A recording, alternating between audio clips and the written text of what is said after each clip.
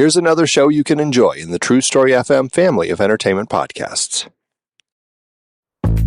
Hey, Pete, ever wonder what Steven Spielberg's favorite film is? You know, Andy, I've heard he loves classics like Lawrence of Arabia, Meet Me in St. Louis. Imagine chatting with him about why those films resonate with him so much. That's exactly what we do on our podcast, Movies We Like. We've had incredible guests like actress Dee Wallace, cinematographer Eric Messerschmidt, director Steve Miner, and former Disney animators Tom and Tony Bancroft. They share their favorite films and the impact they've had on their careers, offering fascinating insights into the craftsmanship and storytelling techniques that make these movies so special. If you're curious about the magic behind the scenes, subscribe to Movies We Like from True Story FM on your favorite podcast app. New episodes are released on the fourth Monday of each month with early access for our members. Join us on Movies We Like as we explore the movies we all like with the people who make them. And Stephen, our people will call your people. Let's make this happen, puppy. Subscribe today. What's up, most excellent friends? It's Chrissy and Nathan from the Most Excellent 80s Movies podcast. It's a podcast where a filmmaker and a comedian And their most excellent guests, adventure their way through the 80s movies we think we love or might have missed, with our grown-up eyes to see how they hold up. join us for delightful discussion, Rollicking recaps. ratings, and deep-cut recommendations. Plus, members get some extra fun chit-chat with the hosts after the show. Download the Most Excellent 80s Movies podcast today at truestory.fm. Or find it wherever the finest podcasts are stored. And do remember to keep the Most Excellent 80s Movies podcast motto in mind. Be excellent to each other and... Party on. Party on, dudes.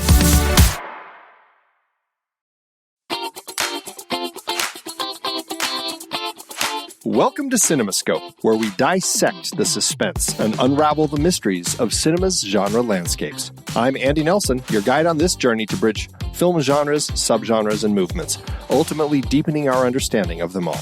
Today, we are slicing into the stylish and bloody world of Italian Giallo films.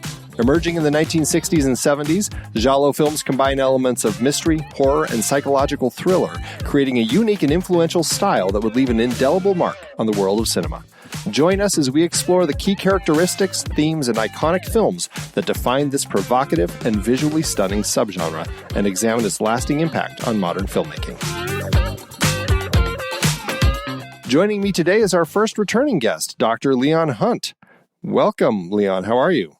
I'm very good, thank you. So I think last time I was here, I was sharpening my sword for wuxia films. That's right. And I've got my black gloves on tonight. So excellent, yes. I'm ready for the Giallo. Everyone's got their black leather gloves. Perfect. Yeah, that was our first episode talking about wuxia films, which is fantastic. And listeners, you might recall that Dr. Hunt is also quite an expert in Giallo films and has a book out about Mario Bava, who we will be discussing some today.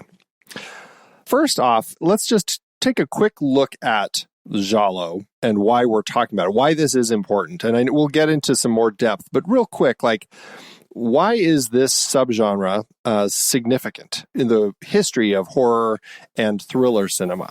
I think there are a number of reasons. One is it's always interesting, I think, when there's a huge cycle of films that are popular over a period of time. And Italy, after the war, particularly from the late 50s into the 60s and 70s, was producing lots of films in genre cycles. And the most famous of those, obviously, is the Western, the Italian Western, which becomes globally recognized. But the Giallo is around at around the same time. It peaks in the 70s, but there is a definitely sort of productive cycle of these films. Secondly, considering they are often made on relatively modest budgets, I would say somewhere between low and medium budgets, although a lot of them have pretty good production values. The best of them are very, very stylish films. And they're films that they're admired not only by their fans, but notable filmmakers have talked about being influenced by or impressed by these films. Their admirers include people like Martin Scorsese, Tim Burton, Joe Dante, and so on, who've all spoken in admiration of these films. And it also, over time, proved to be an influential set of films. And I think we can sort of trace two influences particularly out of the Giallo cinema of the 60s and 70s. One of them, and I guess it's the one that people most frequently see, is that some of these films can very clearly be seen as precursors to the slasher film. Yeah, sure. So they're body count films. They're films where, unlike the traditional whodunit, where, they find the body later, we are left in no doubt whatsoever about what was done to that body. We see it in enormous detail, and we see a series of killings, not in all of them, but certainly in a subset of them. And the other genre, I think, which we can trace back to the Giallo is what later people referred to as the erotic thriller. Often they are films where people are, they're motivated by desire, or their desires get them into a dangerous situation in some way. So you can sort of see a line from them later to sort of films like Basic Instinct and those movies from the sort of 80s and 90s. Yeah, and I think that also ties into the slasher films too, but the idea that when you have your clothes off, that you're more vulnerable, right? And I think that fits in both the erotic thrillers and the slasher films. Yeah, I can think of at least two Giallo films that have the word vice in the title. One of which we're going to be looking at. Your vice is a locked room, and only I have the key. There's another one called The Strange Vice of Mrs. Ward. And so this sense that your kinks are going to get you into trouble. Your desires will lead you into danger. Yeah, and going back to your point about body count, I mean, the first film we're going to be discussing, Blood and Black Lace, the Italian title is Six Women for the Assassin, and it's like right there in the title. Yeah, that's not just a title, pretty much a plot summary as well. Yeah, exactly. Right. Yeah, it's such an interesting and stylish genre or subgenre to look at, and I think that's what makes it exciting to talk about, because there's you can really see those threads of where it would lead. Let's just start talking about where it came from. And I mean, I guess it starts, literary origins of kind of this Giallo subgenre, and it really Giallo itself. And I was talking to somebody else, and I mentioned that I'm going to be talking about Giallo films, and they're like, yellow films? Because Giallo means yellow in Italian. And they're like, what are those? And so then you have to kind of go into this whole story about the books, right? And that's kind of like how it all came to be. Do you want to tell us a little bit about the literary origins? Really, the Giallo originates as an exercise in marketing and branding. Right. Because in essence, before we get to these films, really as a generic term, Giallo really just became an Italian word for a murder mystery, a detective story. It's also used in news reporting around mysteries as well. And I think sometimes people who are fans of these films go to Italy and they encounter the word Giallo in an Italian context. They don't always see quite what they expect to see. There's a Giallo TV channel, but if you turn it on, you're not going to see Dario Argento or Mario Bava. You're more likely to see a repeat of CSI or something like that. Any kind of crime show.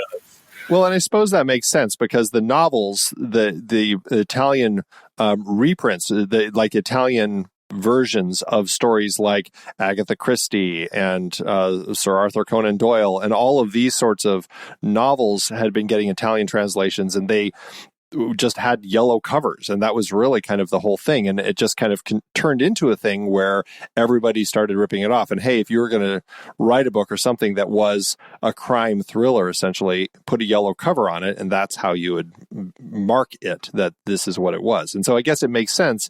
Go to Italy, turn on the Giallo channel. It's like turning on Investigation Discovery here in the US or something. Yeah.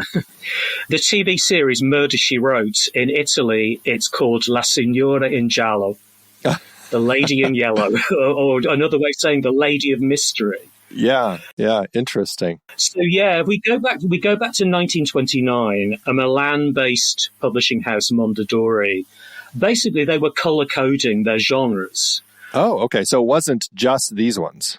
Originally, it wasn't, no, but Giallo was the one that stuck. Oh, interesting. Okay. The original Giallo novels, they were hardback books with yellow dust covers on.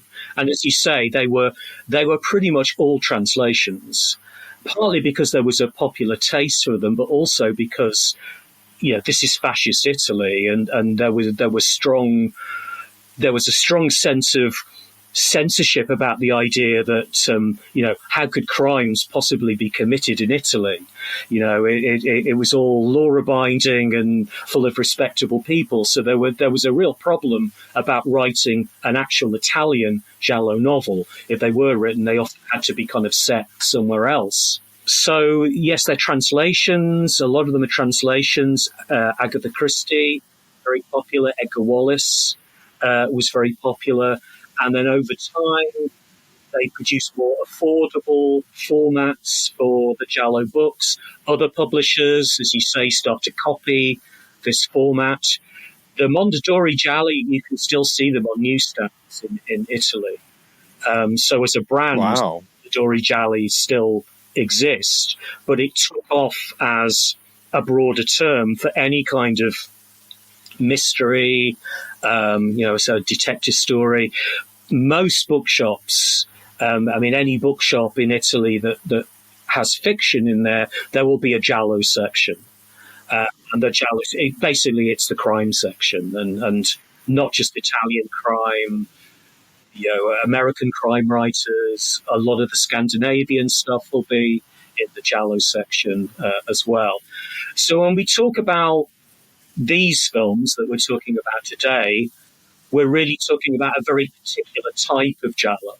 It's a particular approach to the genre, I would say. And we can almost draw some parallels with film noir. That, when we look at film noir and when we look at the Giallo as a cinematic form, there's a sort of question, is this a genre? Is it a style?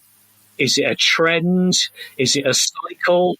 There are all sorts of interesting questions about what kind of object the Giallo actually is. Yeah, I was curious about that because I ended up, as I was doing some research, I found that there's even just deciding, do you call it a subgenre? Do you call it a genre in and of itself? What is it? And there's arguments for both sides, and I thought that was actually really interesting. Like it if you're looking at it as a genre, okay, it does have some common elements with horror and thriller, but it's very specific, right? It's one of these things where it has such iconography within it that you could say, I can see it kind of being its own genre because it is so specific. But then that's kind of also what a subgenre is. It's like, well, it is kind of a horror thriller sort of film that just happens to have these elements in it. So yeah, where do you fit with that? I think it's difficult to disentangle it. I mean, one distinction people sometimes make is to refer to these films as Giallo all'Italiana, to suggest that this is a particular stylistic approach to the Giallo. Because one thing about them is that although we now tend to call them Gialli, the Giallo element isn't necessarily the strongest element in them, because strictly speaking, the Giallo in the traditional sense is a logical genre. Sure. So, you're meant to be able to go back and think, okay, I know who the killer is. And I go back, oh, yeah, of course, I missed that clue and I can figure out from this. Whereas 9 times out of 10, you get to the end of these films, oh, right, it's that guy. there's not particularly a logical structure, that it's just someone has to be the killer. It doesn't always hugely matter who it actually is. It has to be someone. So I often tend to think that, first and foremost, the thing that all of these films have in common is that they are suspense thrillers. Yeah. And if I was defining them, I would say they are suspense thrillers that place a particular emphasis on the violent and erotic aspects of the story. I think there are a lot of connections during this period, and this doesn't just apply to the Giallo. I think it also applies to horror, to the Western, to science fiction, and lots of other things. There was a close relationship, I think, between the kind of, for want of a better word, the Italian B-movie cinema Although I often think of the Giallo as a kind of a B plus cinema. It's slightly a cut above, right. It's not quite in the A category. Well, and you had mentioned like its connections, like there's this feel that you can see where this could have come from film noir, and noir films were kind of a B category in the States. Like that's kind of like that same sort of crime story that had been told over there. What other traditions or cinematic traditions, things that were going on, like German Expressionism, were there other sorts of things that also were influencing some of these filmmakers who would go on to make Giallo films? I think there are other things going on at around the same time. I think in some ways the Giallo is part of a larger trend around thrillers that are sort of pulling in more violent and erotic aspects. So Psycho is an obvious thing to look back to, that Psycho for its time pushed the violent angle further than thrillers had previously. And also, although Psycho from the kind of the erotic point of view maybe seems tame to a modern sensibility, I think no small part of Psycho's appeal when it first came out was that in the opening scene, you've got Janet Leigh in her underwear, and she's just had sex with this guy in a hotel room. I think that was I'm sure that got talked about an awful lot. That was not something that you saw very much up to that point. And the film that comes before that, which is a huge influence on the Giallo, particularly what I would call the Giallo erotico, the more sort of the erotic thriller type, is Les Diaboliques. The Henri-Georges Clouzot film, where you have a relatively small number of characters. Probably two of them will be a husband and wife, or a woman and her lover, and there's plotting and double-crossing, and maybe someone appears to die, but they haven't really died, and it looks like they've all of this kind of stuff, and there are frightening scenes in it, and there are twists and turns, and we figure it all out at the end. Something else that's going on at the same time as the Giallo is a series of West German films adapted from Edgar Wallace. And these are often referred to as the creamy films. They're in black and white. They also have often quite sort of scary scenes in them. They're not as violent as the Giallo. They don't seem to go in for the sexual titillation in quite the same way. But some of the Gialli were co-productions with West Germany, so they had elements of kind of both traditions in them. And other films that come to mind from around the same time, there were a few British films. There's Michael Powell's Peeping Tom, which is in a way a body count film, and it's a body count film that is set in a world of pornography and nude models and sleaze. These are a lot of the things that the Giallo will kind of move into as it goes on. So although I think the Giallo maybe is one of the more productive incarnations of this, I think there is something going on more broadly, particularly in Europe. Well, and across Europe for sure, but what was going on in Italy at the time? Because this is right around the years of lead period. There's a lot going on in Italy. We're kind of in that post-war period where Italian neorealism had been on the rise with low budgets, realistic filming styles, quick productions.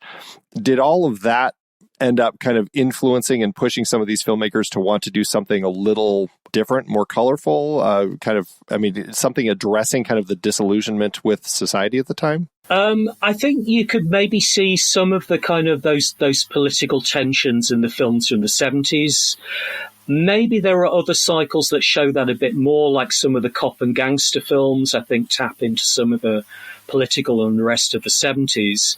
I think something that feeds into both the Giallo films of the 60s and also some of the horror films of the 60s is this is a period of huge cultural change in Italy, generated by the economic miracle of the late 50s into the early 60s.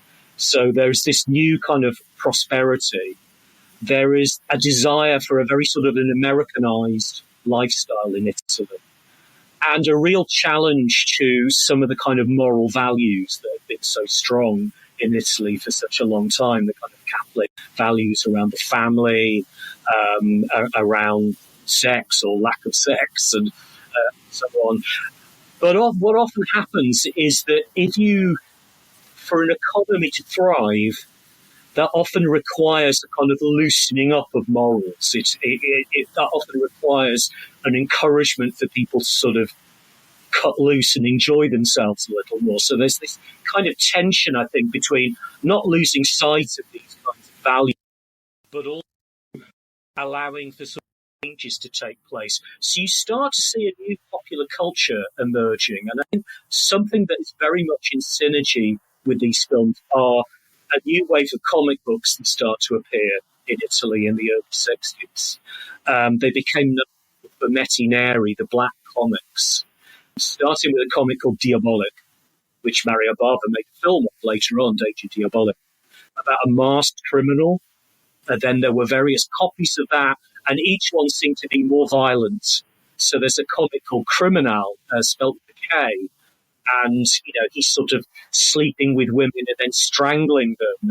There's an issue where a woman is kind of impaled on a gate, and like a dress is kind of piped up, so we get this kind of titillating view of her body, and we're really in kind of blood and black lace territory. So these kinds of comics, this kind of almost sort of eroticized sadism in some of them, and I think that is starting to feed into cinema.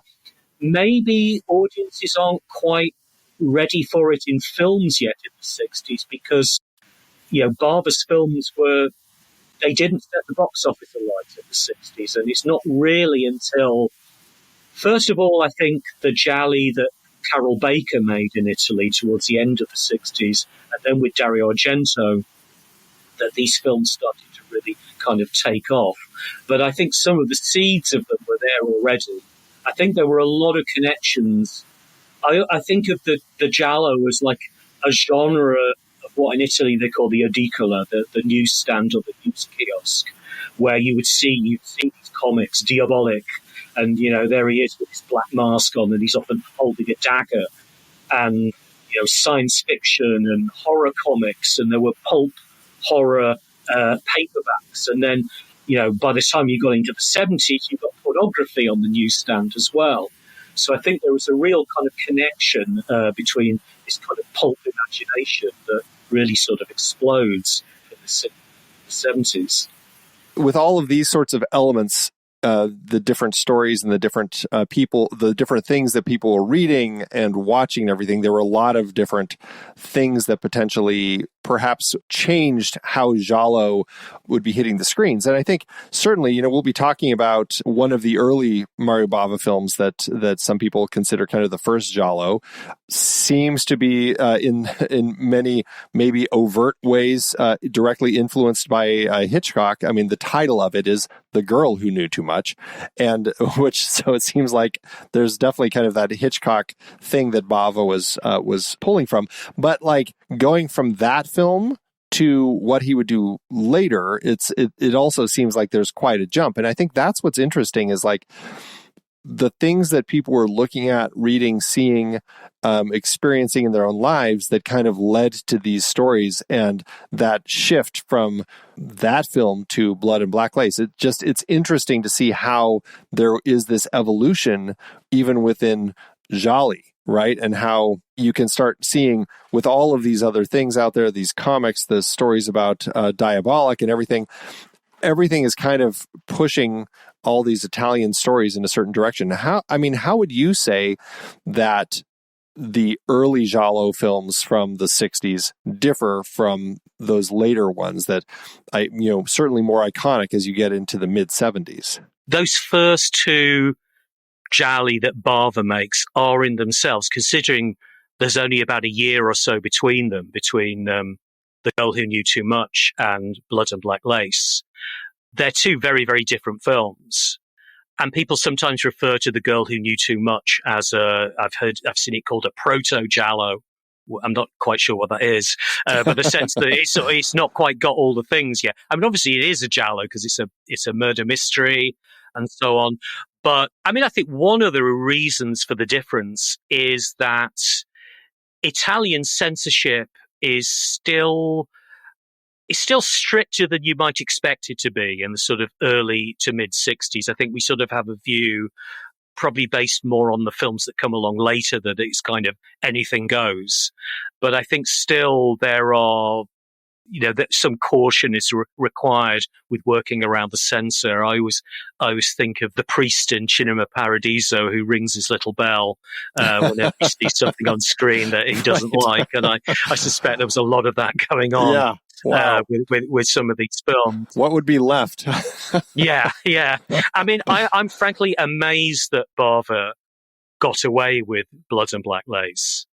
It's so much more violent and erotically violent. Yeah. And almost any other film I can think of from that period. I mean, no nudity. They certainly wouldn't have got away with that.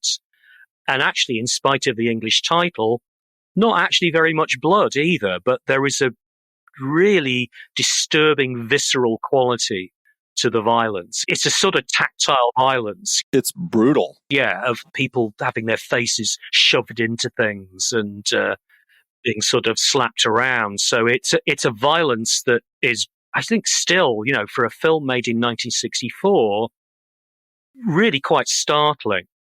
I mean, I have to say, in the UK, it was cut to pieces by the censors in the UK. I've seen the version that eventually got passed by the British Board of Film Censors, as they were called then, and you can't work out how anyone died. There's not enough detail left. It's like something happens and then you cut to the next scene and there are and you think, what happened to them in between that bit and now? Oh my gosh. And I guess the other thing that we're starting, I mean, we'd already seen in Bava's Gothic films, but now we see for the first time in his thrillers, in Blood and Black Lace, is his use of colour and his use of colour filters and these sort of very bold, the reds and greens and a variety of sort of some of the colours I'm never even quite sure what to call them. These sort of purpley, pinky colours that he's quite fond of, used in a very sort of non-naturalistic way. Blood and Black Lace, I get completely why a lot of people think of it as the first Giallo or the first Giallo all'Italiana, because most of the things that people associate with those films are in that film. We've got the black gloves, we've got the masked killer with the featureless sort of black stocking pulled over his head. We've got the body count. We've got the kind of that thing which I think disturbed censors so much, the fact that there is an erotic component to the violence, that even though, as I say, there's no actual nudity, most of the victims they're kind of in states of semi-undress when they're being killed. Clothes have been sort of torn off. There's a lot of underwear on display in the film. Now, we've not got any of that yet in his first thriller, The Girl Who Knew Too Much. But even that is sort of, that's not going in for the violence yet, but some of the kind of, the eroticism, it's very mild, but there's a scene with a heroine. She's in a baby doll nightie. There's a kind of emphasis on her bare legs when she's sort of found on the Spanish steps after she's fainted. It's very mild compared to what the genre will do later. I've just called it a genre. Some of it is there already. And also, of course, Girl Who Knew Too Much, there's a lot of comedy in it as well. Yeah. Which I think links it a little bit to the West German films being made, because they nearly all have some comic relief in them. These are the creamy. Yeah, and here there's the kind of romantic comedy between John Saxon and Letizia Roman. Well, and it's interesting because, we're seeing this kind of thing starting here, and we're certainly seeing some of those elements in The Girl Who Knew Too Much. By the time we get to Blood and Black Lace the next year, we're really seeing it. And then that really lingers for a long time. The black gloves, the bright colors, the violent murders, all of this. And you end up with this period from what I was reading, like 68 to 78 is kind of considered the heyday of Giallo films, but really it's like that 71 to 75, that 5-year period that was incredibly prolific. Over 100 of them were produced in just that 5-year period alone. And I have to imagine that as this genre, subgenre evolves, that you're starting to see that popularity impacting where it ends up going by the time we start getting into the later 70s and into the 80s even. Yeah. I mean, the curious thing about Blood and Black Lace is that when it first comes out, it has no influence whatsoever. It does not immediately lead to anything.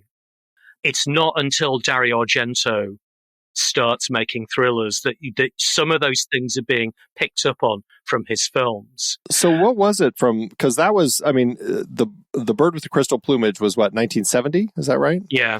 And so from Blood and Black Lace in 64 to that, was it, I mean, there were some others, but nothing as popular until Bird with the Crystal Plumage? The first Giallo that is sufficiently popular to generate a cycle is The Sweet Body of Deborah. Okay, which we'll be talking about as well. Yeah. Yeah. So, I mean, we could maybe talk more about that when we come on to it. But yeah. That is, I would say, the first influential Giallo at the time. Okay. Obviously, Blood and Black Lace becomes more influential in the long term because we can see a line from that to Argento. But Argento doesn't come along for another 6 years.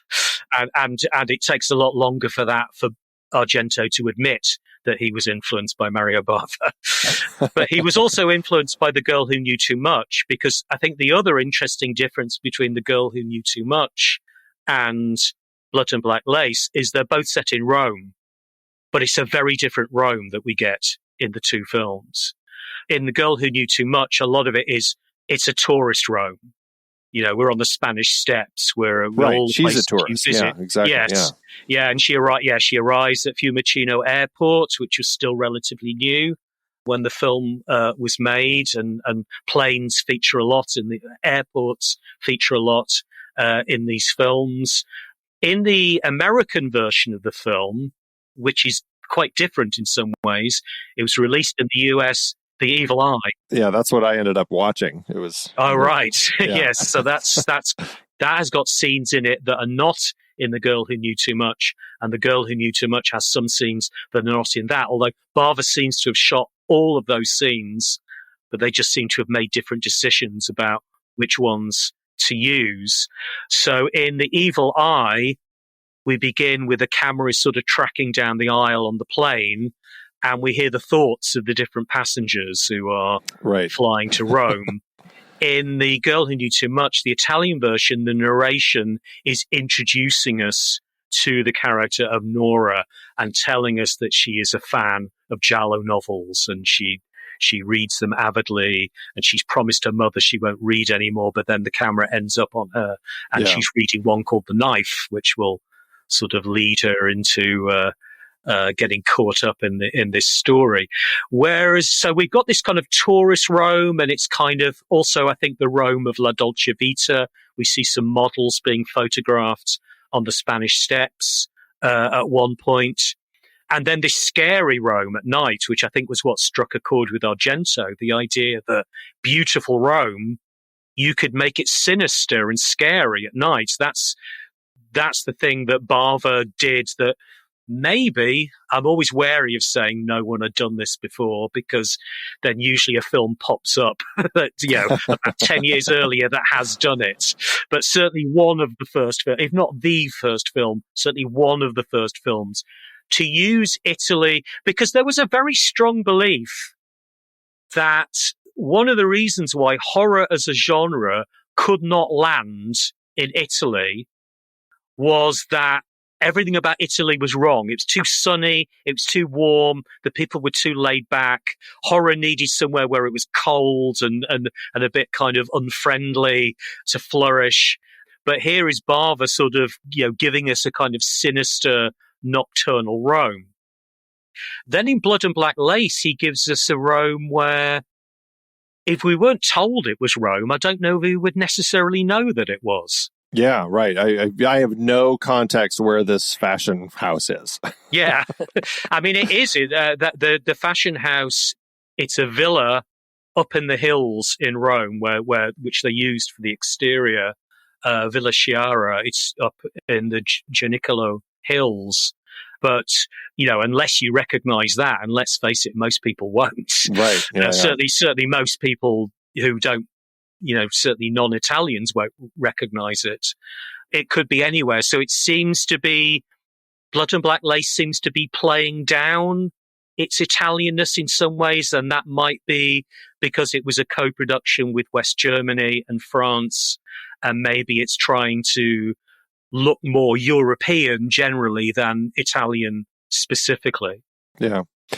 I want to take a step back real quick away from the films themselves and talk a little bit about kind of some of the controversies around Gialli, because, we've been talking a lot about censorship and how even just at the time, getting the films shown as they are was difficult. Like, you couldn't get these films to play in other countries without a lot of edits because of some of the stuff that those countries just felt weren't appropriate. But then you look at all the way up through today's eyes and how some of these films are kind of viewed as misogynistic and everything. So there's a lot of controversy that kind of can surround these films. What are some of the other, like, the main criticisms leveled against this subgenre? I think the one around gender is the big one, that when they're made during this period where suddenly a lot more is allowed, you have a much more permissive cinematic culture. One might make the assumption of, surely it's a positive when, things aren't repressed and they're let out anymore. But of course, a lot of bad things get let out, as well as liberating things. And, misogyny is one of those. We see this in the comics as well. I don't think the films can be reduced to that. And I don't think all of the films are like that. I mean, one of the films that we're going to be talking about, but I think we're talking about it in the bonus bit, I think does go against that quite a lot. And even, of course, Argento has been a controversial figure throughout his career for this. He's been criticized many, many times for the fact that, the majority of his victims tend to be women. I don't think Argento sexualizes the violence as much as some of the other directors did. Certainly not in his earlier films, but at the same time, and I'm not saying one cancels out the other, but Argento's given us a lot of very sort of memorable, strong female protagonists as well. Yeah, right. So I think there are, I think also of the debates around Hitchcock, and they aren't exactly the same because, Hitchcock maybe developed his characters a bit more than most of these films do. But, for a long time, Hitchcock was sort of viewed as an arch misogynist.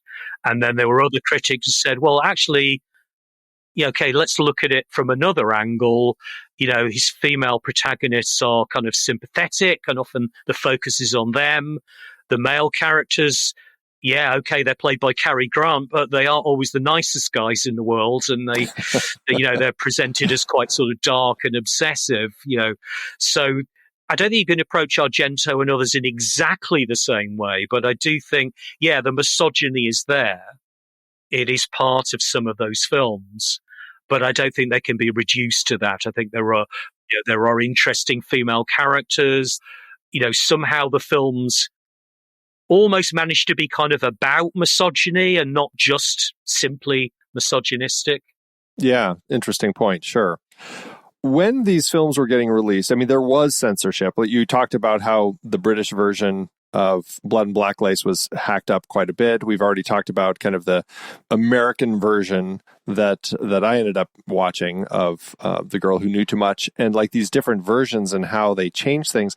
I'm curious, like with those sorts of things, how did that end up affecting how other people around the world were kind of receiving Giallo films? Were Giallo films popular, or did they look at these films as kind of like these hacked up things that didn't represent what people wanted to watch? Well, I think one thing to say is that I think for a long time, I don't think the term Giallo travels particularly alongside the films. I don't think the word giallo was taken up widely, certainly in English, until probably about the early 80s. I think often these films, they were being seen understandably as horror films and often were marketed as horror films. And the other thing to say about, I think particularly Mario Bava's films, is that censorship wasn't the only thing they faced when they were sort of traveling to different countries. I mean, we've mentioned the two versions of The Girl Who Knew Too Much and The Evil Eye. There are a number of Bava films that happened to, where there are quite different versions for different markets, to do with with different tastes and what thought different people might want to see. And that is, one can sort of be a purist about that and think, oh, I want to see the original version. But there are cases where you have to ask, well, what is the original version? Right. Often these films, certainly in the 60s, were not that popular in Italy, but were doing much better in the American market, in other markets. The fact that a huge number of them, probably the majority of them, were actually shot in English. And when I say shot in English, I don't mean with live sound, but the right. Would be. It still is Italian productions where they're not recording the sound on set, right? Yes, yeah. But the lip movements are nearly always in English. So again, I want to watch the original version. Well, which is the original version? Yeah, because in most cases, all of them are dubbed. Yeah, and that's interesting because, like, even today, I mean, when you were talking about that, it made me think about like what we're doing, what Disney is doing as they release the Marvel films, for example. Like, they're shooting entire segments of the films with different actors and stuff just to play in China, right? That we'll never see. Like, we might have that character in like a small scene or something in the, we'll just say, the American version, perhaps the real version, but who knows? Because like for a huge chunk of the population, that's the version they're watching. And so it still is happening today, really. Yeah. I mean, and it's interesting for it now to happen with sort of big budget blockbuster movies, because in the past it was probably something that largely happened to relatively low budget genre movies, exploitation movies, B movies. I say it happened a lot to Bava, to such an extent that some of his films, they became virtually completely different films. Wow. I mean, the extreme example is a film he made in the early 70s called Lisa and the Devil, which was considered unreleasable because it was just out of step with trends in horror. And so they looked around and thought, well, what's popular in horror at the moment? Well, The Exorcist, that's doing well. And they added scenes of devil possession to it, and it became... Is it House of Exorcism? That's it, yes. House of Exorcism. Wow. But now, and I think this is what's interesting, is because now we're at a point where fans are really interested in looking at all of these different versions and stuff. So, like, can you watch the different versions of Lisa and the Devil now? Yeah, I mean, that's almost become, aficionados, they want to see every version. Yeah. And that sort of gets around the idea, because the fact is, often with someone like Bava, there isn't a definitive version. With Argento, there kind of is. I mean, with Argento, it's just a matter of English or Italian. The only Argento film where I think there's a significant difference is there was a much shorter version of Profondo Rosso released in the US, where the sort of romantic, the kind of screwball comedy between David Hemmings and Daria Nicolodi was sort of cut down a bit. I think there was a feeling that audiences might not want to see that and too much comedy. See the next murder. Yeah, that's funny. Well, okay, so now this is an interesting thing. We've been talking a lot about some of these different types of gialli, where some have more of a male focus and some have more of a female focus. And I was reading about it, and sure enough, somebody had actually kind of classified these as M Jolly or F Jolly, depending on if it's male focused or female focused. And the male ones seem to have like more of a man who ends up your protagonist who sees a murder and goes on to try to solve it himself with or without the help from the cops. And that's kind of those stories. And then the female focused ones typically are more a woman who kind of those have more of the psychosexual sorts of stories, the psychological themes. And she's, somebody might be stalking her and she's trying to kind of figure all these things out. And she's like often seems to be defenseless and dealing with her own struggles. What is it about the way that there's this differentiation between the protagonists that kind of allows for it to really kind of bifurcate like that? I think it's because where the Giallo really takes off in popularity, it has two starting points which sort of lead into, I think, these two distinct types. And obviously Argento is one of them. And the success of The Bird with the Crystal Plumage. And that's where you get a real flood of all these things about the male character sees something and is trying to sort of, becomes a kind of an investigator. And the other starting point is Carol Baker in The Sweet Body of Deborah. Gotcha. Which sort of starts off, she is this kind of wealthy woman with a husband played by Jean Sorel. And he seems to be haunted by his past. There's a former lover who died, or did she? There's someone else who dies, or did he? There's all this kind of stuff going on, and she's getting threatening phone calls, and there are people who ought to be dead who seem to be turning up in her bedroom, and she's taking a lot of showers, and we're seeing rather more of Carol Baker than we had in her Hollywood films. And that is a very, very successful film. And she made about 6 or 7 more of those films. And the Italian press started to refer to her as La Regina del Giallo. Oh, interesting. Okay. And really,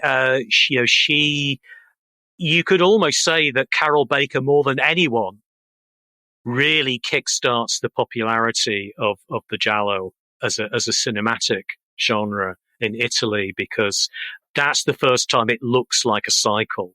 Barber makes what ought to be a seminal film, this astounding film, Blood and Black Lace, which years later, way more people remember Blood and Black Lace than they do Sweet Body of Deborah. But at the time, Sweet Body of Deborah, because it's Carol Baker, she's a Hollywood star, and she's doing nude scenes now, and that keeps going for a while, and then she gets too expensive, and they start looking for other female stars, and then there is a very particular stable of female stars, interestingly, hardly any of them Italian, who start taking on these roles. Edwige Fenech, most famously, Dagmar Lassander, Barbara Boucher, Anita Strindberg. These are nearly all people who are in the film we've been looking at.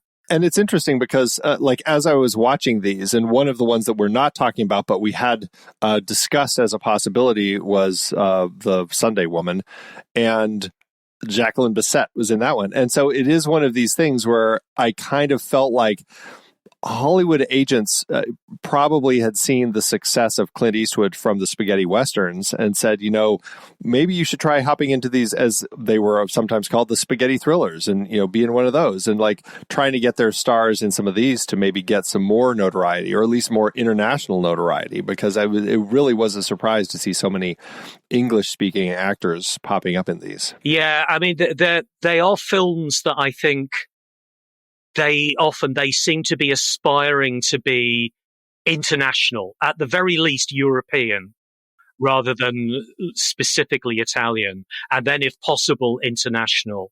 I mean, Sunday Woman's one of the reasons why I originally put that on the list was as a bit of a wild card. Yeah, right. That is very much an A film. It's a Giallo more in the original sense. It's not got the same exploitative elements.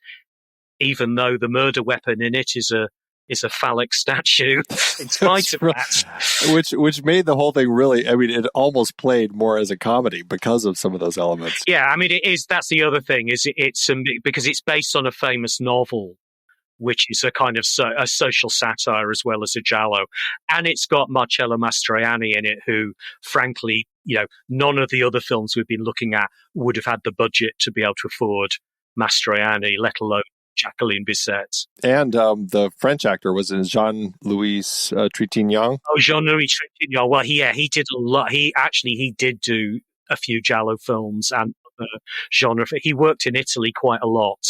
Gotcha. Okay. Because there's a lot of traffic between Italian and French cinema in terms of actors. So obviously, Jean Sorel in The Sweet Body of Deborah, and he's also in One on Top of the Other is French. I was thinking Jean Sorel was the actor you got if you couldn't afford Alain Delon. he's your sort of backup Delon. Yeah, he works well in the role here, and he's done some of these other ones like Short Night of Glass Dolls. He was in, but he was also in like The Day of the Jackal. So yeah, he's one of those. Very briefly, and he's in Belle de Jour as well. He's in right. Belle de Jour. He's Deneuve's husband. Well, let's, so since we're talking about kind of like this M Jolly, F Jolly, let's kind of continue this conversation before we jump into the films, just kind of wrapping up all of the other potential, like the iconic tropes, the things that are whether it's thematic or just a kind of a stylistic trope or a plot element. What are some of the other key things that we haven't really mentioned? I think one of the things is the world that they're set in. I think one of the things that, we said they're an influence on the slasher film in terms of the body count and the gore. But I think one thing that really sets them apart from the slasher film is that slasher films always it seems to me that slasher films aim to be about the sort of people that they think they're aimed at. So there's a sense that the characters on screen are meant to be relatable to the people in the audience. They're young. They're not fantastically well off, but they're not poor either. And they're kind of identification figures. The giallo predominantly is set in a very wealthy, luxurious world. They are people who are well off. They live in beautiful houses. They wear fashionable and, of course, now enjoyably dated clothes. But they really pop with the colors, man, I tell you. Yeah. I mean, people often refer to them as jet set thrillers. Sweet Body of Deborah, we really, see that. We're in Nice and Geneva and the Côte d'Azur and places like that. We're often in these sort of beautiful international cities. And I do wonder if part of the pleasure of watching them at the time was just seeing rich people get it. Well, yeah. Tough.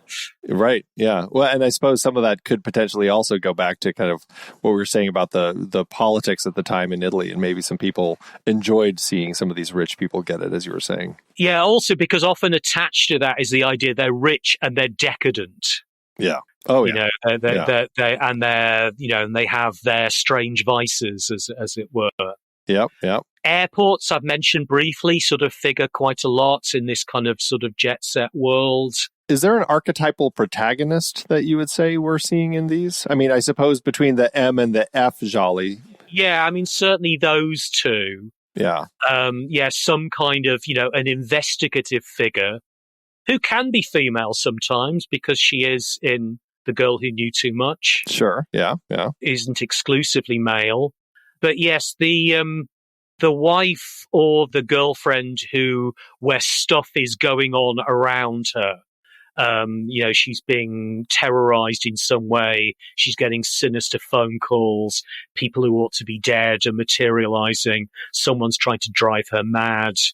I mean, there are several of those just in the films that we're looking at here. I think another thing is what is motivating the killing? And I think broadly speaking, and often this maps onto the two types, but not always, there are two main motivations. One, and I think this is true of nearly all of Argento's films, Argento's killers are always disturbed in some way. And that, again, I think makes them more like the slasher film. The killers in the slasher films are crazy. Right. It's kind of like disturbed from some past trauma, seem to be. Yeah. Yeah. Yeah. So often in Argento, it's the secret lies in what happened in the past.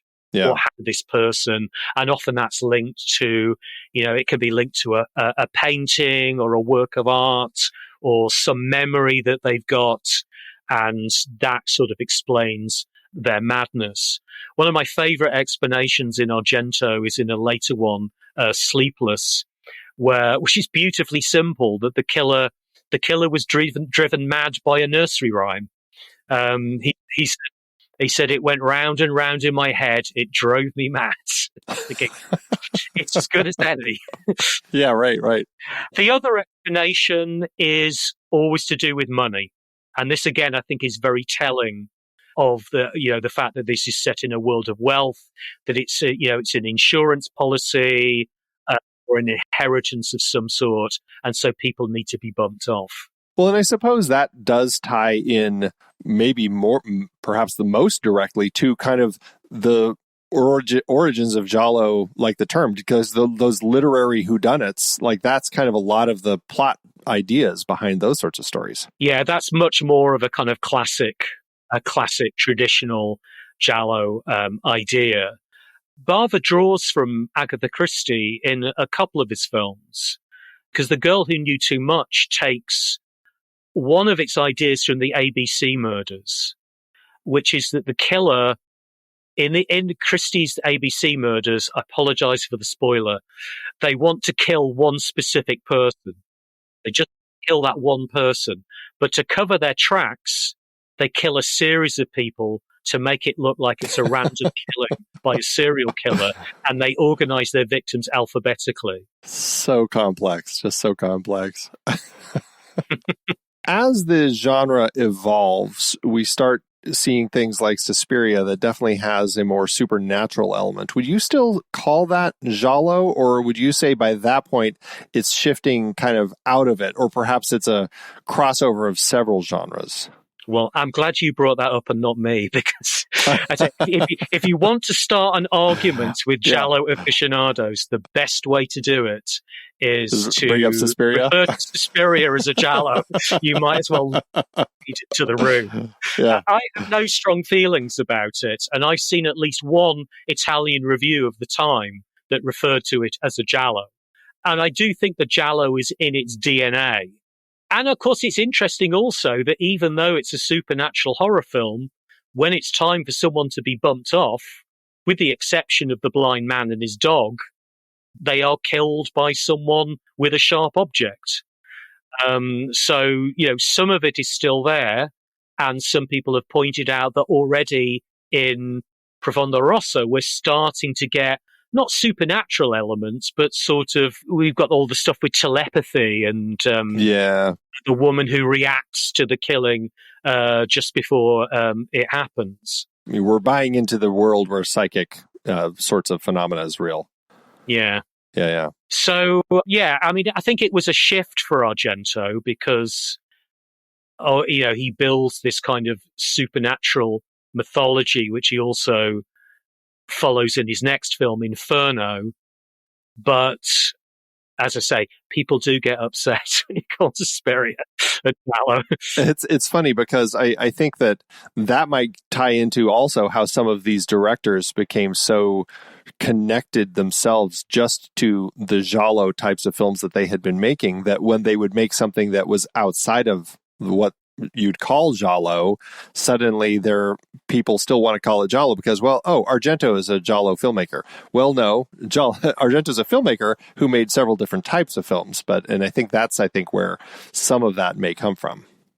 Yeah, and I think Argento made a few attempts to sort of get away from the Giallo. I don't think he wanted to solely make that kind of film. So he makes his first three. Then he makes a historical comedy, The 5 Days, which was not hugely commercially successful. When he made Profondo Rosso, the original Italian trailer, the words appear on the screen, Dario Argento, torna al thrilling. Dario Argento returns to the thriller.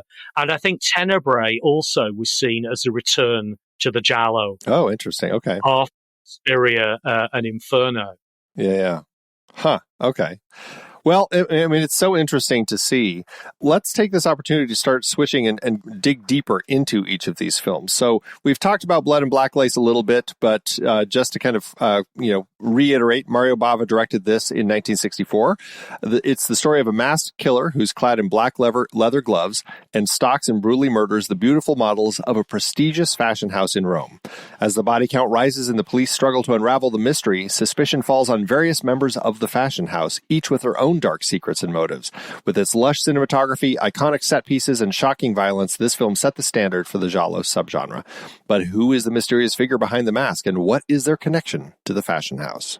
We've talked about how bold and bright and this crisp and clear these colors. I mean, the reds just explode off the screen, and it's not just blood. I mean, you've got in this fashion house red mannequins everywhere, and it's just kind of a fantastic element that they've added. I mean, really setting the stage, I think, for the visual and also the narrative template for future Giallo films. I think that's really what we're getting here, right? And I mean, the title sequence, which is, you talk about the sort of the red mannequins, but this extraordinary title sequence, which sort of introduces the cast, each of them next to posed with one of the mannequins. And what I always find fascinating is that, I mean, Bava was someone who, I mean, if you didn't know anything about Bava and you watch that title sequence, it looks like the calling card of almost a sort of a Tarantino-like auteur of here is my bold approach. Right. Yeah. I'm doing this extraordinary title sequence, the likes of which you've never seen before. And yet, if you told Bava that he was an auteur or an artist, he would have laughed in your face.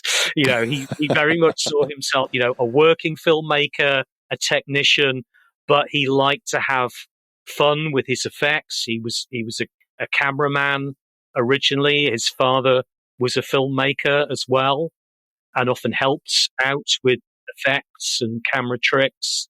So, he knew every visual trick in the book. He was a great lighting cameraman. He knew about special effects and really sort of old school special effects, special effects that have been around since silent cinema, but still worked on screen. So I think often he was kind of having fun with these movies. They were an opportunity. There was a surprising amount of creative freedom in these films, as long as they hit certain commercial requirements. There's the right amount of thrills and sex and violence. There was a lot of freedom stylistically, and I think this is often why they are such stylish films. There was that freedom to do visually interesting things. Well, and he was a filmmaker who, I mean, he had been around for a while before making, we've mentioned The Girl Who Knew Too Much, but then also this film in the 60s. Like, he had been making films back in the 50s and kind of started doing some different films and started working in horror as well. And that was, I think, I don't know, is he more known as a horror director, would you say? He did do a lot of horror, even films that you maybe wouldn't sort of classify solely as horror. I'd say more than half of his films lean towards horror in some way. And I think that is why Bava is often seen as the pioneer of Giallo cinema, is because I think he is the first to bring those kind of horror elements into the Giallo, because that was something that he liked doing, because, say he was originally a cameraman. Cameramen are very good with atmosphere. Obviously, horror thrives on atmosphere. He knew about special effects. So it was very much in his sort of visual toolbox that he could make these striking looking films. Well, and even in his early films, Italy was making some sword and sandal films, and he had a number of those that he did. But then one of them also, like Hercules in the Haunted World, that seems to kind of take, okay, I'll do another sword and sandal, but let me throw some horror into it too. Yeah. Well, this film, I mean, the colors are are incredible, but also I think, and I don't know if we've talked much about camera, but we're getting some nice subjective camera, and we're certainly kind of getting those POV shots here of the killer, which I think we're starting to kind of explore the voyeurism and the idea of the male gaze that has been talked about in film a lot. But I think that's a key thing that becomes part of these is that POV cam, right? Yeah, the camera sort of stalking the fashion house. And sometimes we're not even sure whose viewpoint it actually is. You know, is it the killer? Is it actually anyone, or is it just the camera going for a walk? You know, right. With Bava, you don't always know. You get these little sort of visual flourishes in the film. Yeah, I mean, it's a visually extraordinary film. The other thing that's interesting about it as a giallo is that at a certain point, the police just sort of give up. At a certain point, the police just disappear out of the film. We've got this very stern police inspector who's played by a German actor, so that seems to link it to the West German films being made at the same time. Oh, yeah, right. And in a scene where he accidentally gives an alibi to the killer, he keeps all the sort of male suspects overnight, but a murder takes place anyway, and he realizes he's blown it. And he just disappears from the film, and the last bit has to be sorted out by the characters. Which is interesting because, and we've talked about it a little bit, but we'll be spoiling these to a certain extent. But I mean, in this particular film, we're going to find out that, it's not just a killer, it's killers, right? And that's kind of becomes an element of the story here. And I think I was reading somewhere how that kind of became influential even for like Wes Craven when he was with Scream and everything. Like all the Scream films have two killers. Yeah, kind of that whole shift in the idea of how you can and craft those stories, which was pretty interesting. The next film on our list, Romolo Guerrieri's film, The Sweet Body of Deborah from 1968. We've talked about it a little bit as well. Deborah, a newlywed on her honeymoon, becomes entangled in a web of deception, adultery, and murder as secrets from her past come to light. As her husband Marcel tries to uncover the truth, Deborah must navigate a dangerous game of cat and mouse, confronting shocking revelations about those closest to her and her own hidden motives. With each twist and turn, her relationships are tested and her life is put on the line. Is she a victim of circumstance, or is there more to her sweet body than meets the eye? This was an interesting film, and I will just let people know this is a trickier one to find online, and unfortunately, the version that I ended up watching before I found out that there were other versions had chunks of audio completely removed. And I'm assuming, I don't know if it was like music copyright or what, but it was just scenes where it was just music playing, like the opening credits and then the dance sequence and things like that. I did find another one, so I was able to rewatch those scenes, but it was weird. So you got to watch carefully to find the right one. I'll have a link in the show notes to a version that is a clean version to watch. This one, it was an interesting one. I didn't love it initially. I wasn't like completely with it until we start getting toward the end, when you start getting all of those twists and things that keep kind of shifting and changing. And suddenly I'm like, oh, whoa, okay, things are happening here. And we're really doing something different that I wasn't expecting. And I ended up enjoying it a lot more after that kind of all those third act twists started here. There's definitely kind of some sexual politics going on, changing role of women, I guess you could say, in society. Where does this one stand? And we talked about, like, you talked about this one already with how big this was at the time, and this really kind of created that shift in giallo films and how they were being received. But how does this, like what it was saying and what it was representing, how did that kind of work for giallo films? I think often when we think about what these films are saying, sometimes I think that emerges out of simply having to freshen the story up and give us the right number of surprises. I don't know if we can sort of talk about the twist at the end. There is a bit of a spoiler, but suffice to say that Carol Baker's character is not quite the put-upon victim that she appears to be for quite a lot of this film. And I think some of that sort of emerges out of how many more twists can we get into the film. The writer of this film, or one of the writers, I think is the main writer of the film, who's actually the writer of 3 different films that we're looking at, is a man called Ernesto Gastaldi. And I think it's fair to say that the film Les Diaboliques left quite an impact on him because he was constantly finding different ways of sort of reworking it. In Les Diaboliques, we have a husband and wife running a school. There's a certain amount of domestic abuse going on. The husband also has a lover.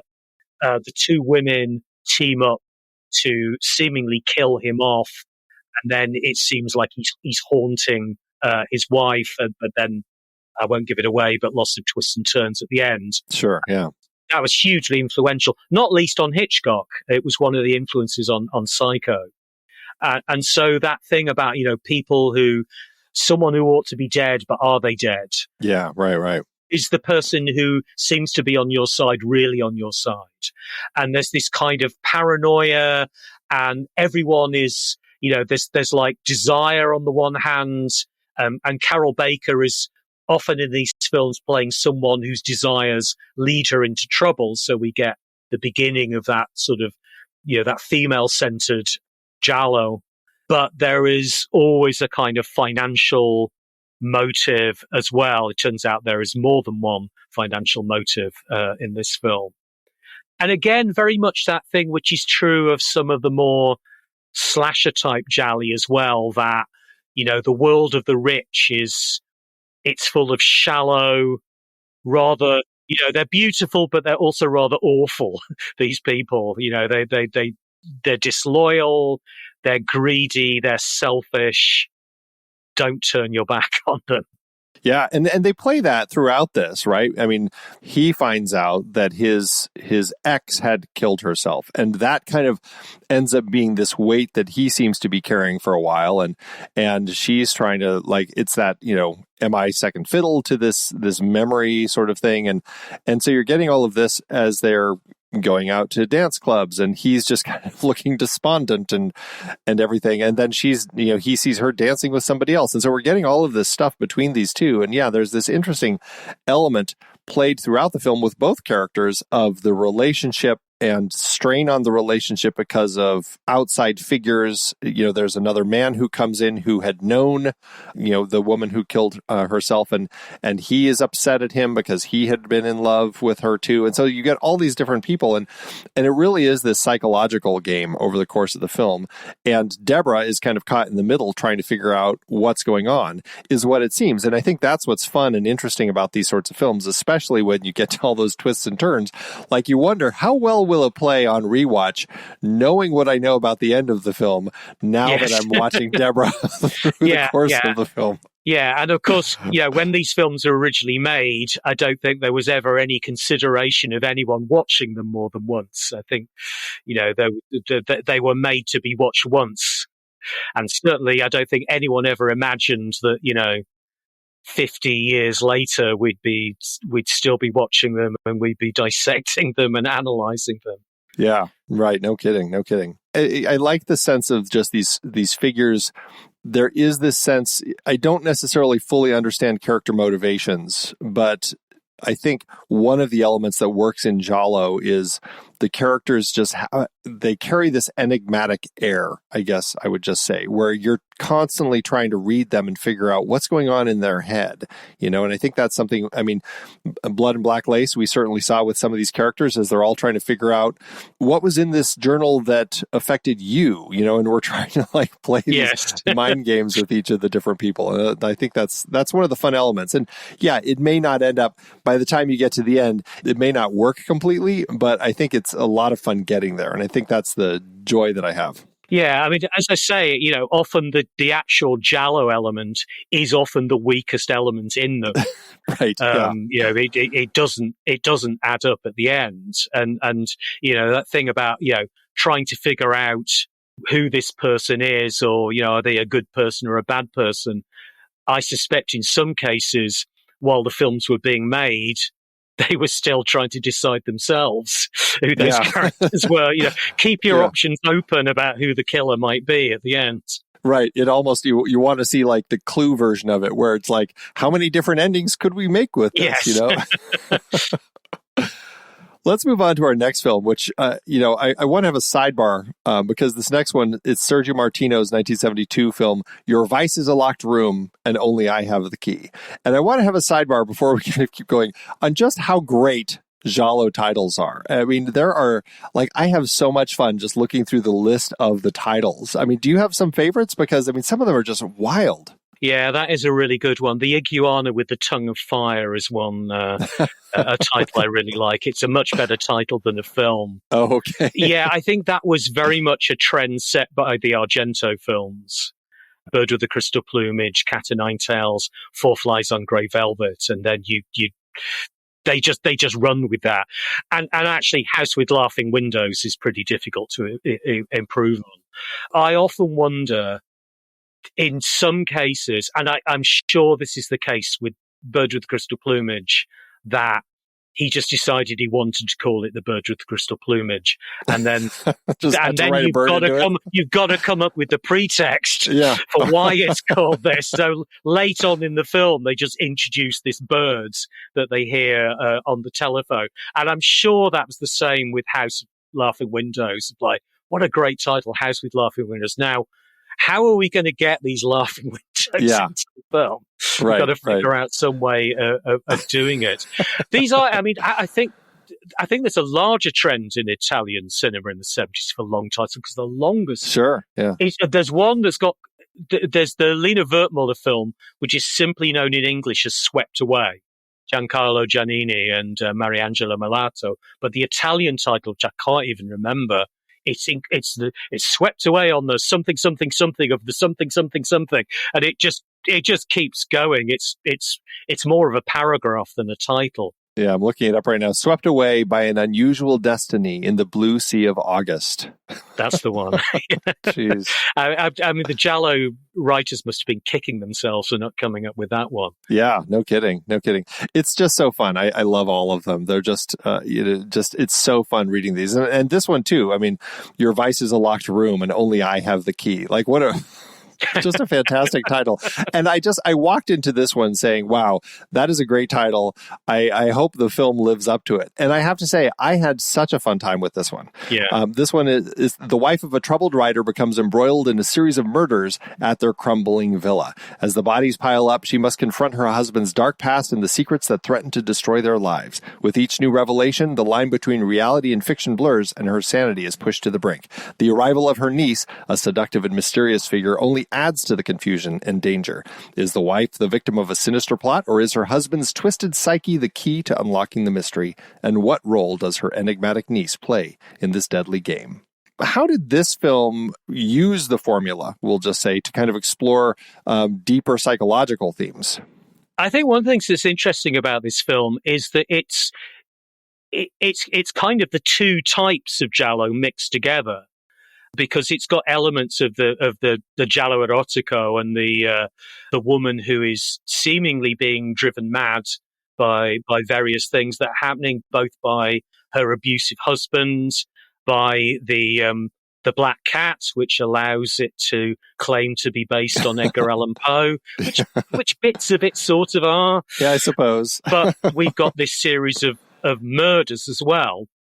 Some of which, it has to be said, could probably have been taken out of the film without making a huge difference to the plot.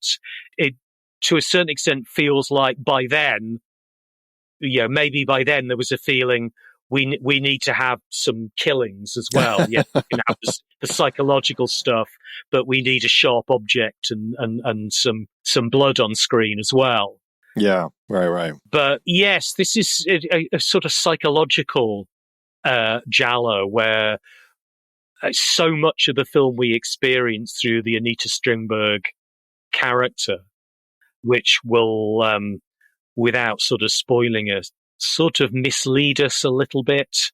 This is another one where when you find things out at the end, you're watching it again, you might have some queries about whether it all adds up. But, it's certainly an interesting ride along the way. And I think there's there are interesting bits and pieces in it.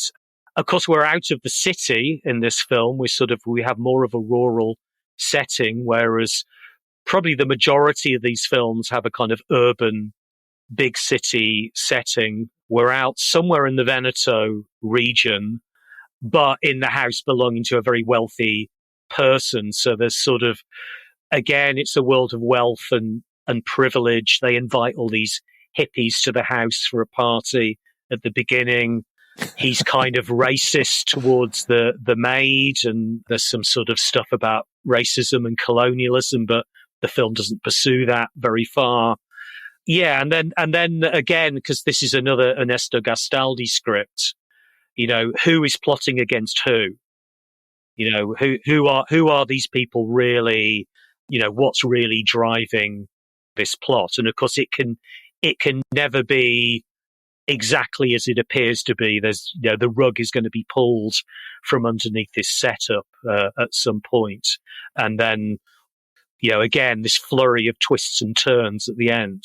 Yeah, and I want to real quick just go back to Brenda. She was the maid, the person who kind of like the housekeeper. That was an interesting element, because I think there's one other film that we'll be talking about where they actually had an African American in it, but it's definitely thin through these films. And I wasn't sure, is there an element there about kind of like the racist depiction that we end up with these films, or is it just kind of something of the time? And it's different.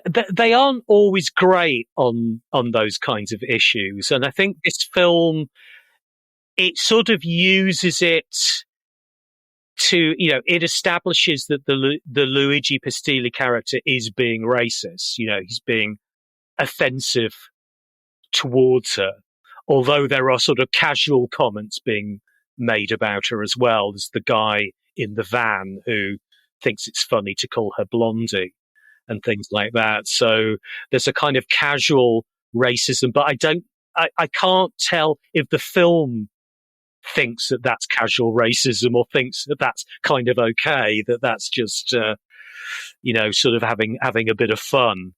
So it doesn't really develop it very much. It is a predominantly sort of white genre. And there is a tendency to use non-white characters, particularly women, as a kind of form of exoticism. And I think this film does do that a little bit, even at the same time as showing her as a victim of racism. It's kind of, there's an element of titillation, I think, around that as well. Yeah, no, it was an interesting element that, does play in a couple of these films. And so I just wanted to bring that up as kind of another point.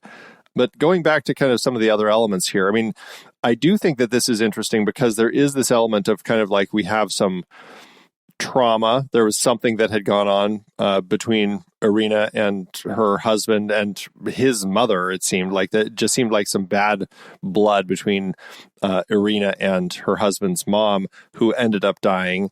And she seems like she's broken, right? I mean, she's abused. There's this trauma in her life and everything. And so we are getting that psychological horror and just kind of like the damage that we see of her as she's trying to like keep herself from spiraling down this web.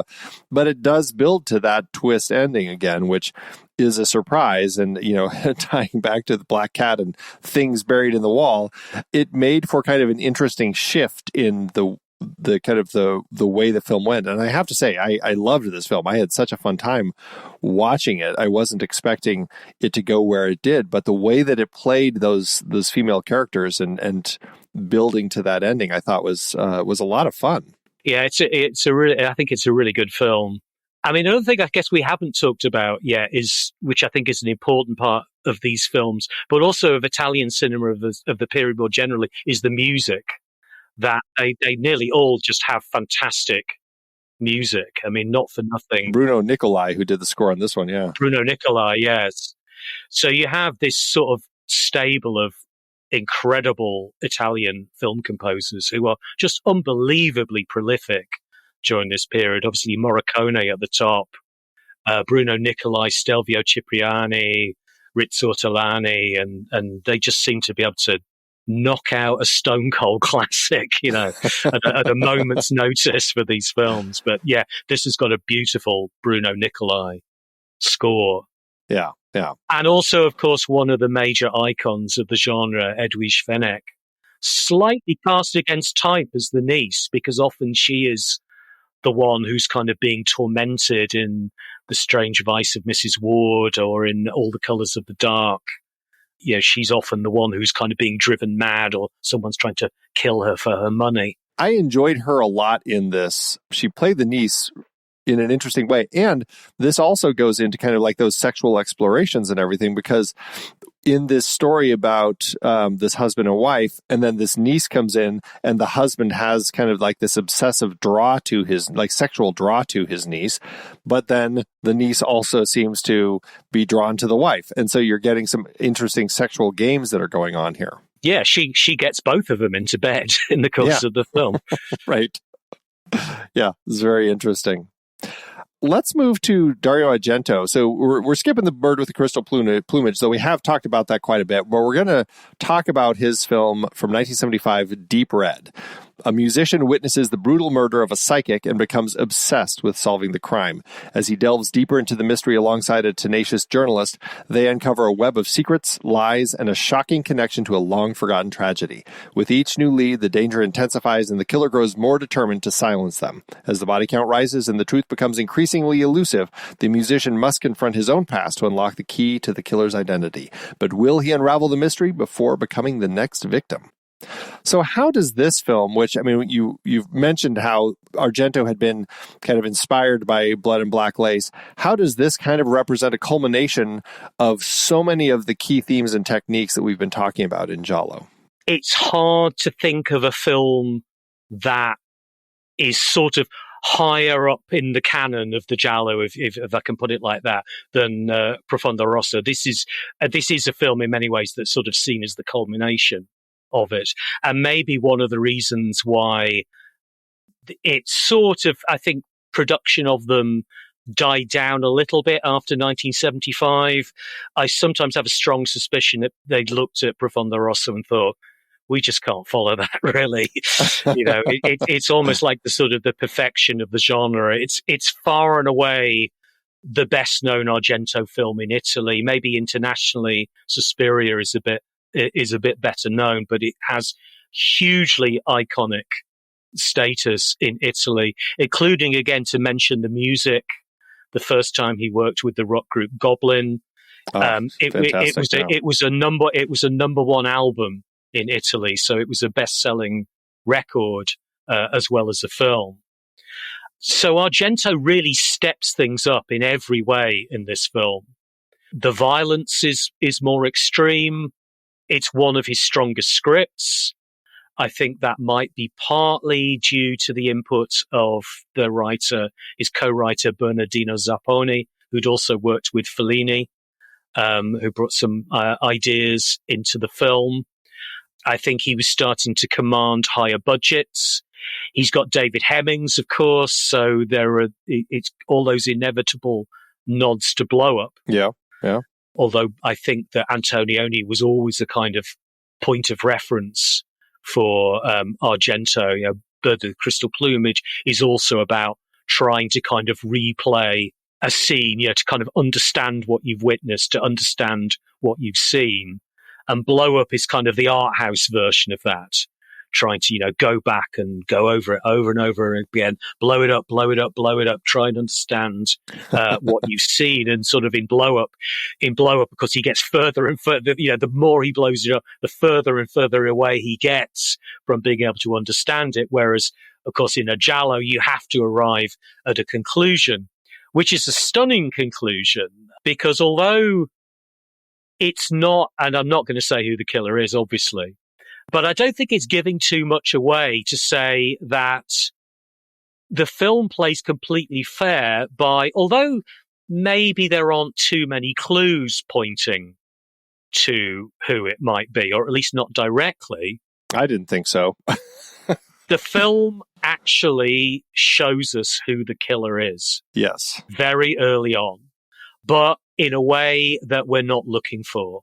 Yeah. So it plays the ultimate game. It's about someone who is trying to get his sense of perception in order, but it's playing around with our perception as well. It's like, we showed it to you, but you weren't looking. Right. You were looking, but you weren't really looking. and now we're going to show you again what you saw. And it's one of Argento's greatest coups, is that revelation of what you saw, but you also missed.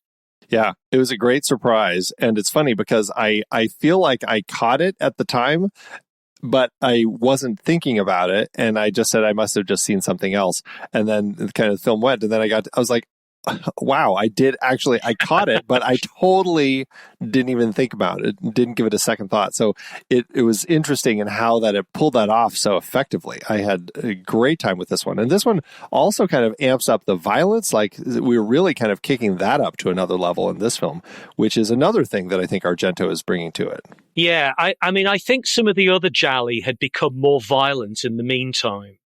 I think he's sort of, okay, here's how it's really done. And I don't think it's so much that they're gorier, but, and Argento's always credited this to Zapponi's input, is that they, again, a bit like in Blood and Black Lace, they came up with murders that somehow you can really feel them. They're things that you can identify with a milder version of what happens to those characters. Okay, hopefully most of us have never had our teeth smashed out on a table or a windowsill, but we've all had some discomfort in our teeth at some point. We've all been to the dentist and probably had a drill in there at some point. We know it doesn't feel good, stuff happening to your teeth. No, we've hopefully never had our head shoved into a scalding hot bath, but we've all burnt our hand on something. Right. So those very sort of identifiable tactile sensations, as say, Argento's always acknowledged that was one of Zapponi's ideas that he brought to the film of, okay, you cut someone's head off. No one knows what it's like to have your head cut off, really. We know it's not going to be good, but it's not something you can identify, really. But having your head shoved into scalding hot water, somehow you know what that's going to be like. Yeah. And I mean, they really play with the gore effects with some of that too. And like the aftermath of that bathtub was like pretty horrifying. You're seeing that and you're like, oh, same thing with the teeth. And just like you're watching some of these moments and you can see where this would really influence some of those slasher films down the road. Yeah. The other thing I wanted to say about Profondo Rosso, which is something that fascinates me particularly about it and about Argento generally, certainly during this period, is Argento's use of location. I mean, one thing that sets Argento apart from most of the other Giallo directors, certainly prior to Suspiria, because Suspiria does kind of go abroad, is up to that point, all of Argento's films are set in Italy. And they're set in a recognizable Italy. And I think that's one of the reasons why maybe he landed with Italian audiences in a way that some of the earlier films hadn't. But at the same time, he does do a very unusual thing with locations in some of his films, and never more so than in this film, because this film is, we're told several times, is set in Rome. Some of it was shot in Rome. But a large part of this film was shot very recognizably in Turin, recognizable Turin location. So it's it would be like, I don't know, if you're watching a film that's meant to be set in New York and you're seeing San Francisco locations or something like that, but not in a way that you think, what's he doing here? It's audiences were clearly on board with that it's like almost a kind of composite city that he's kind of building, rather than, it's recognizably Italian, but it's not necessarily solely one Italian city. But one of the things that's sort of grown out of this film is that, Turin has become a kind of pilgrimage site for Argento fans. And just to mention one of the locations, which is the piazza where David Hemmings and Gabriele Lavia hear the scream before the first murder. Okay. And they're in front of a fountain. That's a piazza in Turin called Piazza CLN. Well, originally it was called the Piazza of Two Churches. Then they built two fountains representing, and this is why it could be nowhere but Turin. The two fountains represent the two rivers in Turin, the Po and the Dora. They built these two fountains. It became Piazza delle Due Fontane, the two fountains. Then during the war, because it was originally built by the fascists, during the war, it became the headquarters for the Gestapo. Then after the liberation, it was renamed Comitato di Liberazione Nazionale. So it's got this tremendous history attached to it already. It's kind of loaded with Italian history. But then what does Argento do in addition to that? He adds a diner based on Edward Hopper's Nighthawks. So, I mean, this is the most extraordinary location he ever uses. It's meant to be Rome, but it's Turin. It's a part of Turin that's got this incredible history of like fascism, liberation, this brief period of socialism after the war, and then the influence of America on post-war Italy. On top of all of that. Yeah. That's fantastic. Was that villa, was that in Turin as well? The one where that's in Turin as well. Villa Scott in the Liberty style of Turin architecture. If you go on the tourist bus in Italy, one of the routes on the tourist bus in Turin, they will take you past that house. Nice. And they will point it out to you. That's how famous that film is. Wow. One other thing that I didn't mention yet, but I just thought about this, but it was so eye-catching when it happened. There is this scene where the killer, I guess, distracts somebody with this mechanical doll. Yes. Coming into a room. And it was so creepy. And I had to think that the filmmakers behind Saw saw this and wanted to include their own creepy doll, because that's exactly where my mind went. That was so fantastic, the way that was integrated into the story. Yeah, that doll is fantastic. Yeah, I'm sure the Saw people were influenced by it. Someone else who's always said he was influenced by the music was John Carpenter when he wrote the music for Halloween. Yeah, and I can see that too. Yeah, even just the slasher elements, like you can really see John Carpenter pulling a lot of the things that he would end up putting into Halloween from this film into Halloween. Let's talk about our last film. Another one that I hadn't heard of, but completely loved. This is The House with the Laughing Windows, Pupi Avati's film from 1976. In this one, we have a young painter hired to restore a fresco in a remote village who discovers that the artwork he's restoring is linked to some grisly murders. As he uncovers the village's dark past with the help of a local teacher, he becomes the target of a mysterious killer determined to keep the truth buried. Trapped in a web of madness and murder, the painter must confront the village's haunting legacy before becoming the next victim. You know, we're still in that peak period of Giallo films. So how is this film, or what is it doing? Is it doing anything to kind of subvert any of the conventions or play with it? Or is it kind of just fitting right in line? I think this one does stand out. It does a number of unusual things. And Avati, I think it's worth saying, he's a different kind of filmmaker from most of the others that we're looking at. From the start of this one, it felt pretty dark. Yeah, I mean, he's not solely a genre filmmaker. He's also done dramas, and I mean, he's got one foot in art cinema, but he does come back to genres from time to time in horror films and gialli.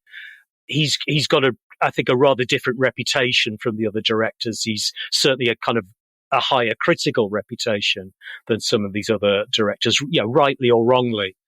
It's a slower paced film. I think anyone going in expecting, Argento thrills and spills might find it a bit slow, but if you love atmosphere, there's tons of that.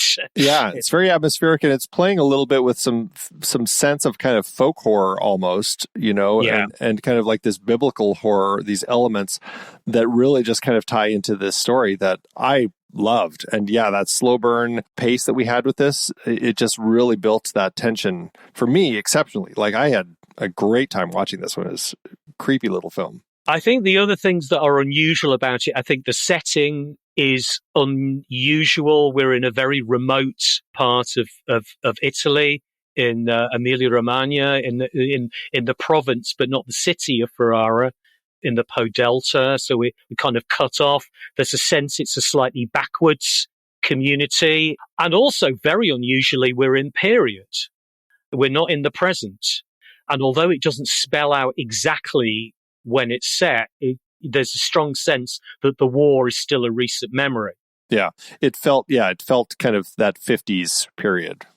Yeah, because I think the painter is supposed to have set himself on fire in, I think they say 1931, and it turns out that other people around that time are still alive. So we're obviously not too many decades on from there. Yes, because the fresco is the martyrdom of Saint Sebastian, and the Lino Capolicchio character, the painter, starts to notice that the person who painted it is maybe more interested in the violence of the scene than the religious connotations of the scene. And then, of course, starts to notice these, very significantly, these other two figures who will become enormously important to the film. And again, it's a film that in some ways is showing us certain things in plain sight, but we can't possibly realize until the end of the film. No, they don't give you clues so you can piece it together and figure it out yourself. But when you get to the end, you're like, okay, I guess I can see that. Yeah. Yeah. It is interesting with these figures in the painting that this artist had been painting. And then as you realize the realities of those figures, and perhaps like, were they based on real people? And you start getting these sorts of this sense of the story. Also, and this goes to like sometimes the nonsense of these stories, like he's hired by this diminutive man to do this restoration, and then that man later, as he starts piecing things together, seems to not care that things are actually happening, like that this painting has been destroyed. Like he doesn't seem to care. I'm like, okay, I guess it's just part of the story. He just doesn't care that much. But then he also seems to be the person who calls the police at the end. Yeah, right. So he's an ambiguous figure throughout. Yeah. What a surprise of a film. And again, great title, The House with Laughing Windows. And as you pointed out, the revelation of the laughing windows, when we finally get to see that, it's like, oh, okay, maybe they just liked the title and just needed to figure out how can we get this into here somehow. I'm sure they came up with the title first. Yeah, right. Oh, so funny. I mean, fantastic group of films. We're going to talk about 5 more films in our member bonus. We'll talk about The Girl Who Knew Too Much a little bit more, one on top of the other, The Forbidden Photos of a Lady Above Suspicion, Who Saw Her Die, and Tenebrae. Before we wrap up the main part of the show, let's talk a little bit about where this genre has gone as far as like its influences. It's obviously we've talked about it's influencing the slasher genre. How else has it kind of influenced film? It's also, interestingly, sort of fed into a kind of art cinema. I think there are filmmakers. The British filmmaker Peter Strickland comes to mind, who certainly seems to see Giallo as a style more than anything else. He's not made films that are about killers or are about newly married women being plotted against by their husbands, but he's made films that have drawn stylistically on the sort of the visual and the kind of particularly the musical qualities of the films. Particularly his film Barbarian Sound Studio, I think, is sort of drawing on the influence. And also the two filmmakers, Bozzani and Cartet, who made Strange Colour of Your Body's Tears.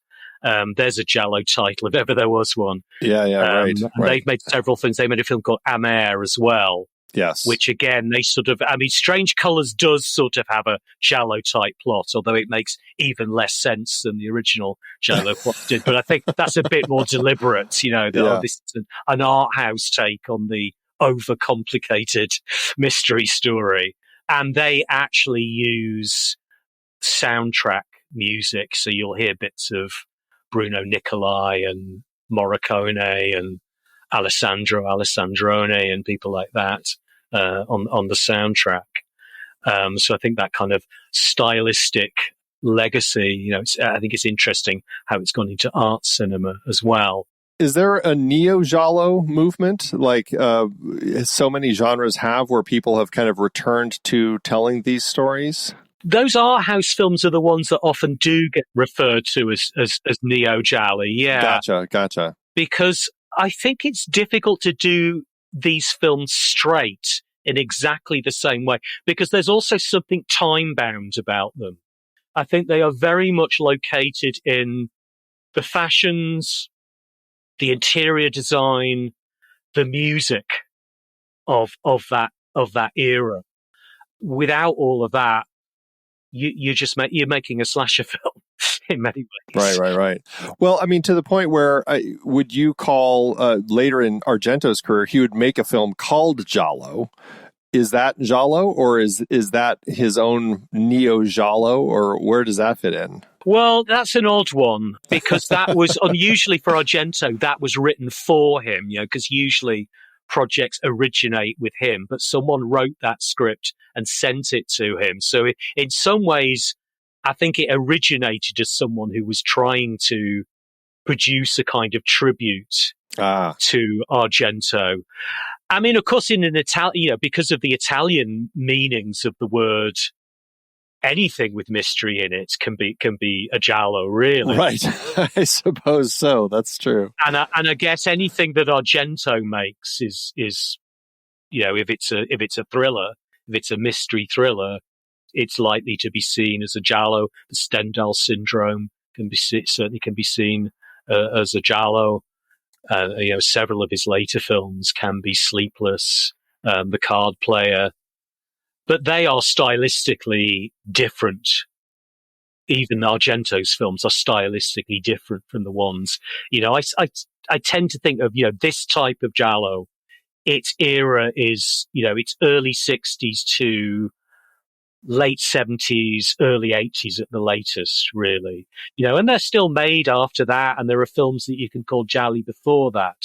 But those ones that, people collect and they make lists of them on Letterboxd, they very much belong to that sort of, almost a kind of a 20-year period. And again, I think that's because, they're connected to things of their time. As often happens with a lot of these subgenres, right? They just kind of like it is a piece of that part of history in that area, and that's why they are lumped into that. And then you end up having the neo whatever it is, because people are drawn to it and they want to kind of tell those stories again, but it can't quite fit the same way.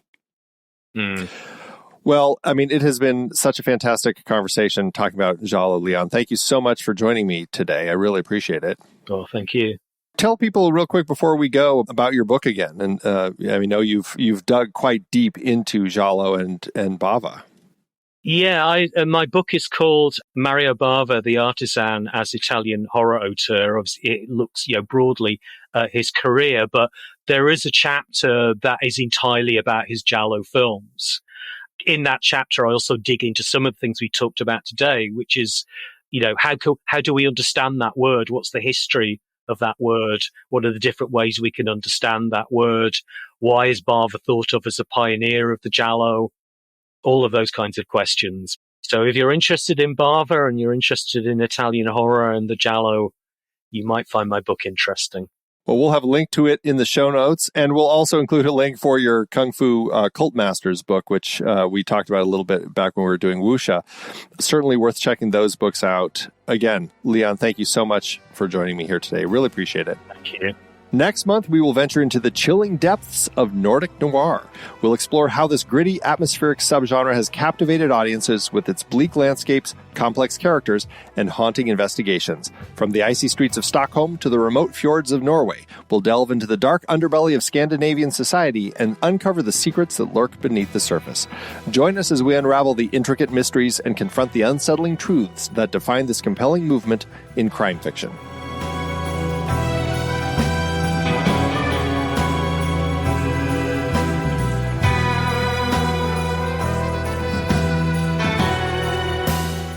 Thank you for joining us on CinemaScope, part of the True Story FM Entertainment Podcast Network. Music by Orcus and the Magnetic Buzz. Find us and the entire Next Reel family of film podcasts at truestory.fm.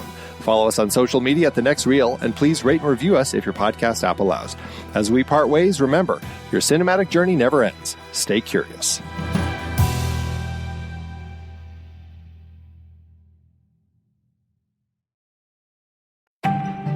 Hey, Pete, have you ever been fascinated by the allure of secret societies throughout history?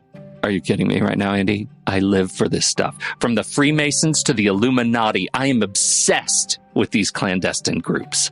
The Rosicrucians and their ancient wisdom, the Skull and Bones Society at Yale with its powerful alumni network. I'm drawn to them. There's something about how they offer this exclusive access to hidden knowledge. They totally capture my imagination. It's like they give this sense of belonging to something greater than oneself. Wow, sounds like you're looking for one yourself. Do you even need to ask? Where do I sign? How much blood do I have to give? Are there any required tattoos or brands involved? Is it my first or second born that they need? Well, what if I told you that there's a secret society for film lovers right here at the Next Reel family of film podcasts, all proud members of the True Story FM network, and you don't have to give any blood or either of your kids? You've got my attention, Andy. What can you tell me about this cinematic brotherhood? When you become a member of the Next Reel family, you gain access to a treasure trove of exclusive content, early episode releases, and a community of passionate film enthusiasts who share your love for movies. It's like being initiated into a secret order where you're privy to the inner workings of our shows, including The Next Reel, The Film Board, Movies We Like, Sitting in the Dark, and CinemaScope. But Andy, as a member, will I unlock a world of bonus content from extended conversations and behind-the-scenes insights to exclusive pre-show and post-show discussions that expand the conversations about the films we love? Why, yes, the true power of this secret society lies in its community. As a member, you'll join an exclusive group within our Discord community where you can engage in clandestine conversations with other passionate film fans in our members-only channels. But what about live recordings, Andy? The sacred rituals of any good cinematic order. Will these episodes be scheduled in advance so that members like me will know when to gather around the virtual pyre in real time via YouTube? Ah, yes. Perhaps the greatest secret of all is that by becoming a member, you're not just investing in your own entertainment, you're also supporting the tireless work of our independent creators and helping to keep the magic of cinema alive and well. So if you're ready to join this elite group of film lovers and unlock the secrets of cinema, head over to truestory.fm/join. For just $5 a month or $55 a year, you will gain access to a world of exclusive content, engaging discussions, and a community that shares your passion for movies. Head to truestory.fm/join to sign up. Andy, I can't wait for you to welcome me into the inner circle of the Next Reel family of film podcasts. I'll see you in the secret chambers. Now, when do I get my ring? Well, we don't actually offer rings with your membership. Tattoos or brands? When can I do that? No tattoos. Secret handshakes? Tell you what, you and I can come up with our own secret handshake, okay? No, I mean, at the very least.